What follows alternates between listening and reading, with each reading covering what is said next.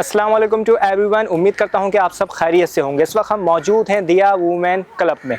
ये पाकिस्तान का first women club है जहां से ख़वातीन ने फ़ुटबॉल खेलने का आगाज़ किया और इसका क्रेडिट जाता है डॉक्टर सादिया शेख को, जिन्होंने इसमें अपना बहुत ही ज़्यादा कंट्रीब्यूट किया है। तो जानना चाहेंगे उनका सफ़र कैसा रहा, किस तरह उन्होंने हासिल की कामयाबी। So let's start the interview.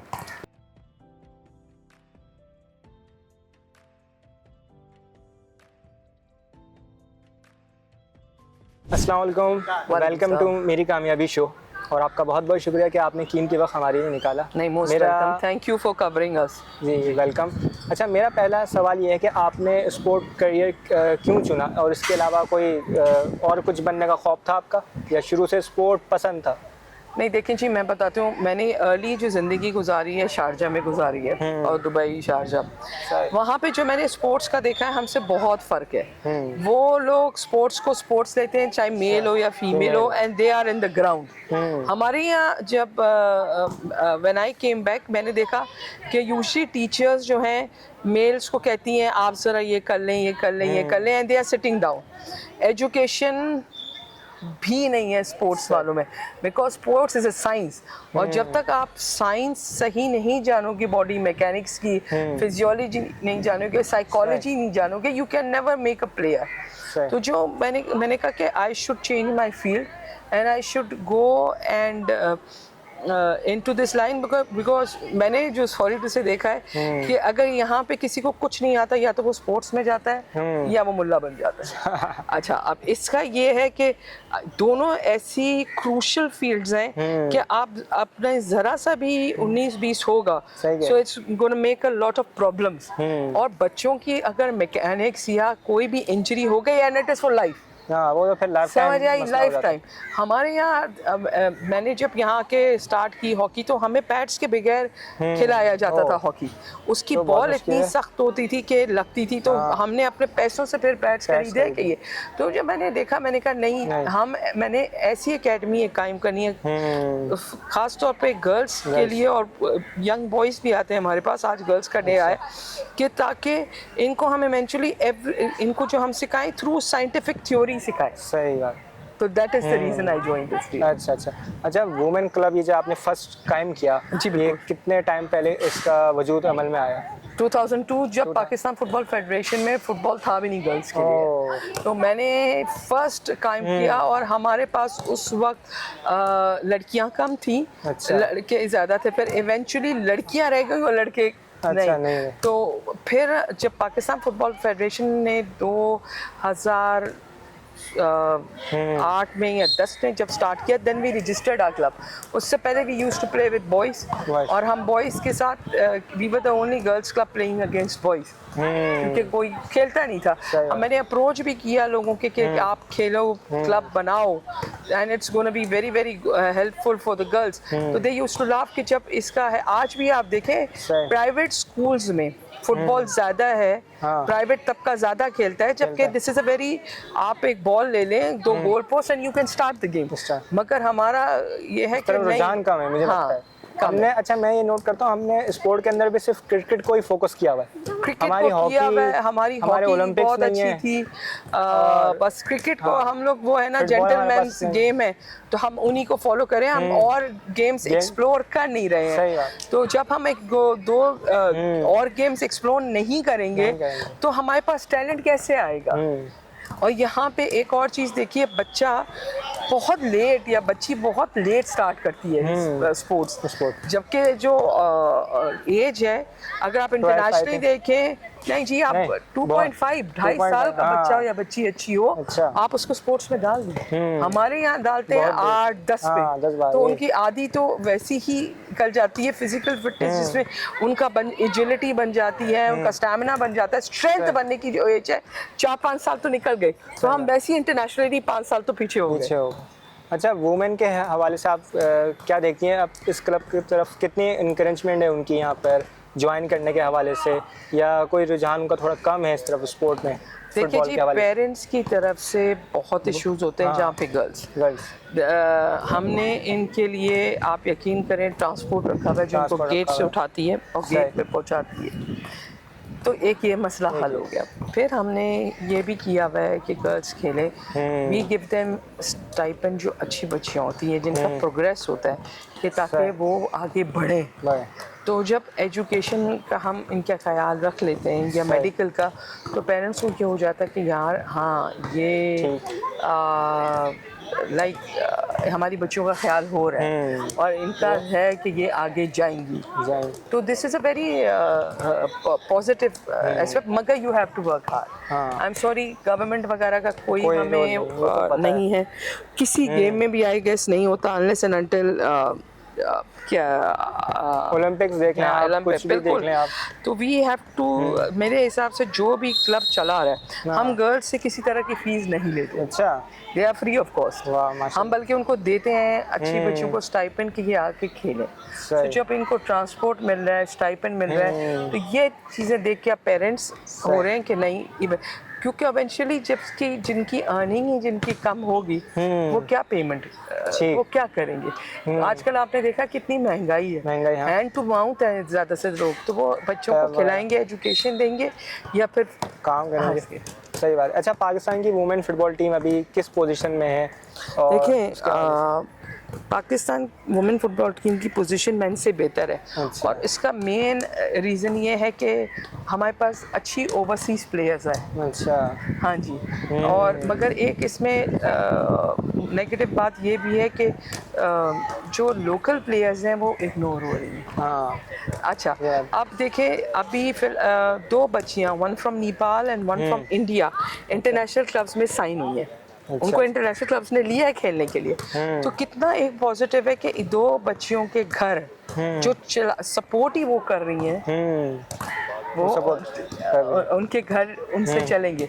तो मेरा भी रिक्वेस्ट है पाकिस्तान फुटबॉल फेडरेशन से कि आप लोकल बच्चे, दूसरी चीज़ ये है कि आप हमारे यहाँ ड्रॉबैक ये है कि हम एडल्ट टीम पे फोकस करें, जहाँ पे फीमेल्स की बात है, अंडर 17 वगैरह, अंडर 15 की गर्ल्स की कंपटीशन में हम भेज ही नहीं रहे। अच्छा। तो ये ड्रॉबैक हो जाएगा, गर्ल्स वेस्ट हो जाएंगी। जैसे हमारा क्लब है, अल्हम्दुलिल्लाह हम पूरी कोशिश करते हैं। अभी भी हमारी 2 बच्चियाँ दुबई गई हुई हैं, वहाँ पे एक फेस्टिवल हो रहा है, और 2 मेरी हैं FC बार्सिलोना की तरफ से कैंप अटेंड कर रहे हैं। तो ये हमारी अपनी एक कामयाबी है। पर्सनली तो सब काम करें, मगर इवेंचुअली अगर आप देखा जाए पाकिस्तान के लिए ये चीज़ें होना बहुत ज़रूरी है। देखता हूँ मैं पाकिस्तान में चीज़ों के हवाले से, खासकर वुमेन को लेकर और स्पोर्ट वगैरह के हवाले से। बिल्कुल, जैसे अभी बॉयज़ का अंडर 23 का हो रहा है, तो उन्होंने ओपन ट्रायल्स रखे हैं। अब जहाँ पे ये गर्ल्स की बात आती है, तो इवेंचुअली उनके पास ऑलरेडी गर्ल्स हैं, 6 ओवरसीज प्लेयर्स हैं, ये आगे बढ़ेंगी।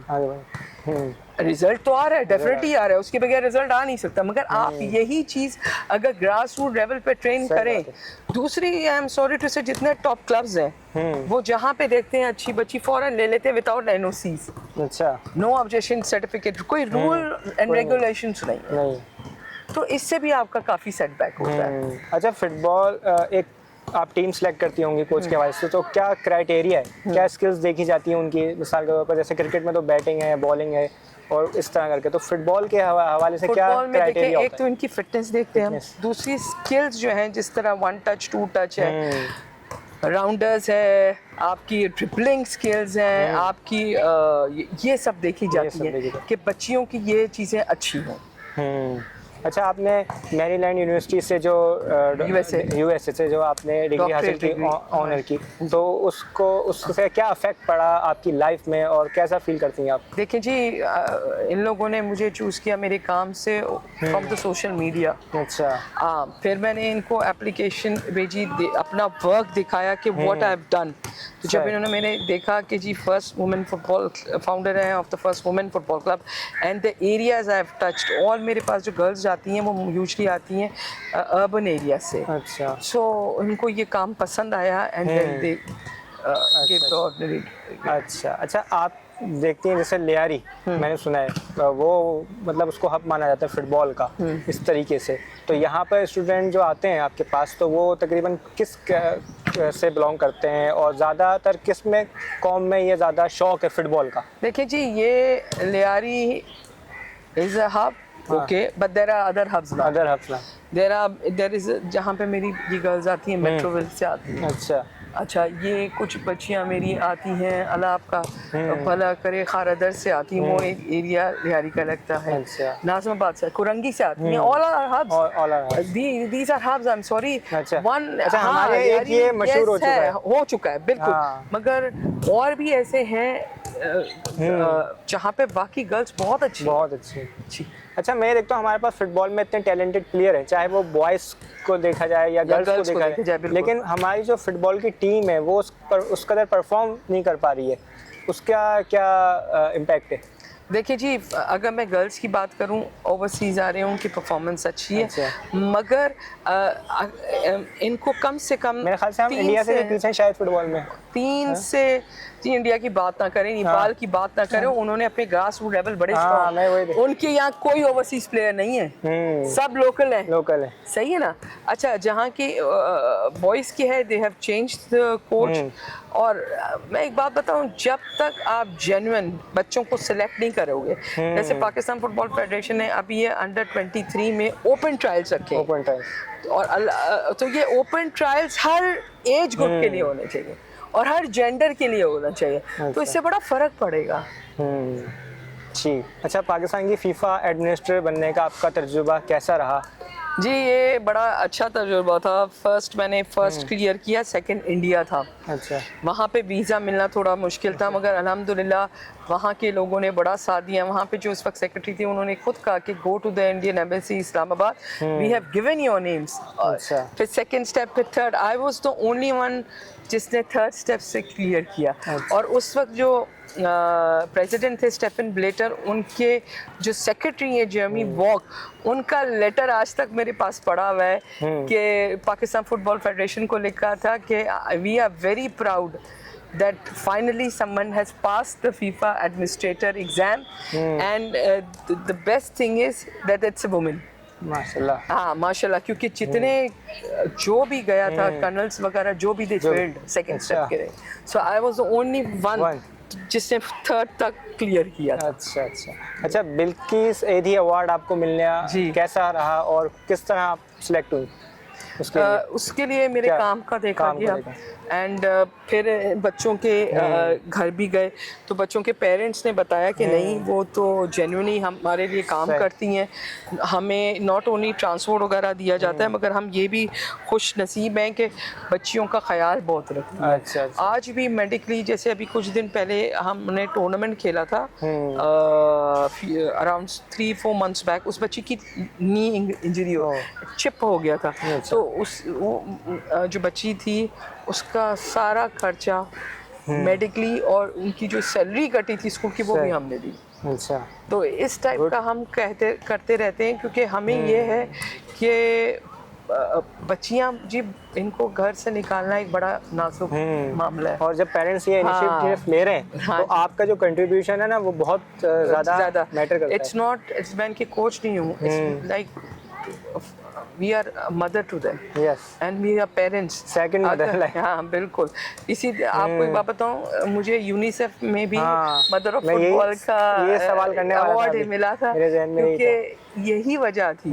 और मैं यही काम को लेके बिल्कुल, और मैं यही चाहती हूँ कि हमेशा बच्चियाँ जो हैं कभी भी इनको ये फील ना हो कि वी आर सेकंड, क्योंकि यूजुअली कभी कभार पेरेंट्स भी बच्चों को जो करते हैं, लड़कियों को नहीं करते। आप यकीन करें, इनके पास कुछ के पास तो जूते भी नहीं होती हैं, get them shoes as well, socks, each and everything, कि कभी इनको कम तर फील ना हो कि वी आर बिहाइंड। वो लड़कों को तो ले देते हैं, वो साफ कहते हैं कि इन्होंने तो किसी और घर जाना है, मिस हमें क्या फ़ायदा होगा। तो जब आपकी मेंटालिटी आज तक ऐसी है, तो फिर आप तो वहाँ भी लड़ते हो उनसे, ज़माने से भी लड़ते हो, अब जब लड़कियाँ होती तो सब देखने खड़े हो जाएंगे। तो ये सोच हमारी बदलनी चाहिए। इंडिया हमसे, देखें, जितनी नेपाल इंडिया है, हमसे बहुत आगे अपनी सोच की वजह से। सही।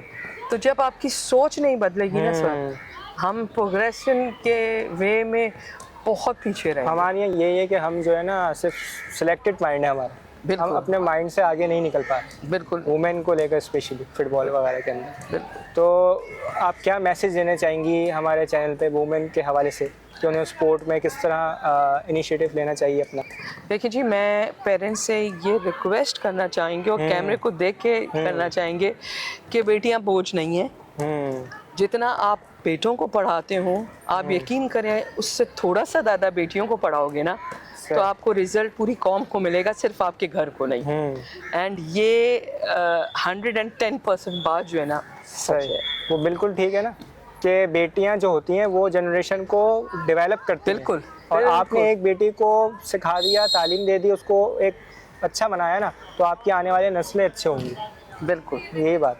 बिल्कुल। तो आप सबका बहुत बहुत शुक्रिया और स्पेशली आपका बहुत शुक्रिया कि आपने अपना कीमती वक्त दिया। और ये मेरे लिए बड़ी ऑनर की बात है कि मैं आपसे मिला और कि जो आपकी एफर्ट है ये Thank दिया you so women much, club बेटा। को लेकर, अल्लाह ताला इसमें और बरकत दे आपको Thank और you इसी so तरह पाकिस्तान के लिए और हमारे लिए काम करती रही। Thank you thank you so much. Very much. तो आपसे मिलते हैं नेक्स्ट एपिसोड में फिर से एक नई कहानी के साथ, एक नए चेहरे के साथ। तब तक के लिए अल्लाह हाफिज़। गो